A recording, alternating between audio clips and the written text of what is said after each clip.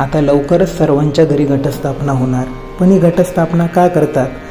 तर आपल्या प्रत्येक संस्कृतीमागे वैज्ञानिक दृष्टिकोन असतो आणि ती वैज्ञानिक दृष्टी यामागे काय आहे हे आपण पाहूया.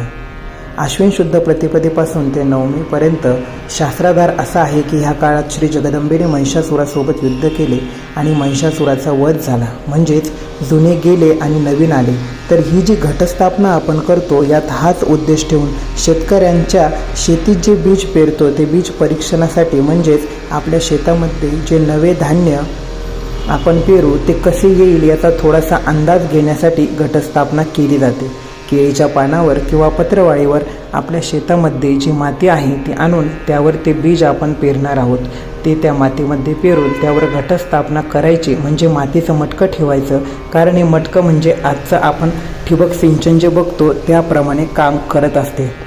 9 दिवस या घटातून हे पाणी झिरपून ते बीज आपण शेतीत पेरणार त्याला मिळते. त्यावरील नारळ ही चंद्र जसा शीतलता रात्रीच्या वेळी बीजाला देतो त्याप्रमाणे शीतलता या बीजाला देते. त्याचप्रमाणे अखंड नंदादीप लावणे, म्हणजे जसा सूर्य शेतीला दिवसा सूर्यप्रकाश देतो त्याचप्रमाणे ज्योतीचा प्रकाश हा अखंड 9 दिवस त्या पेरलेल्या बीजाला उष्णता देतो.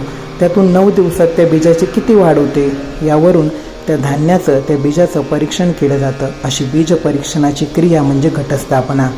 आपली संस्कृती ही इतकी सुंदर आहे की त्यातील प्रत्येक गोष्टीला एक वैज्ञानिक दृष्टिकोन आहे तो असा. या बीज परीक्षणाच्या म्हणजेच घटस्थापनेच्या विधीला अनुसरून देवी तत्व म्हणजेच मातृतत्वाची उपासना या काळात केली जाते. ज्याप्रमाणे एक बीज जमिनीतून अंकुरते तिथे पृथ्वी ही आई आणि बीज हे लेकरू, तसेच हे बीज उगवण्यासाठी आपल्या कर्माला भक्तीची जोड देण्यासाठी जगदंबा ही जगज्जननी आहे. आपण सर्व तिची मुलं आहोत म्हणून तिची प्रार्थना करायची, तिची उपासना करायची, हा त्यामागील भाग. म्हणून घटस्थापना हे एक शेतीतील बीज परीक्षणाचे साधन आहे. याद्वारे आपण शेतात जे बीज आपण पेरणार त्याचे परीक्षण करतो आणि त्याला भक्तीची जोड देतो. आपल्या सर्वांच्या हृदयात निवास करणारी जगदंबा म्हणजेच माझ्या आत्मस्वरूपी सद्गुरू माऊलींच्या चरणी कोटी कोटी भावसुमने अर्पण करतो. येणाऱ्या नवरात्र पर्वाच्या सर्व आत्मप्रेमी सद्भक्त साधक गुरुभक्त सर्वांना खूप खूप शुभेच्छा. आत्मा मालिक, आत्मा मालिक.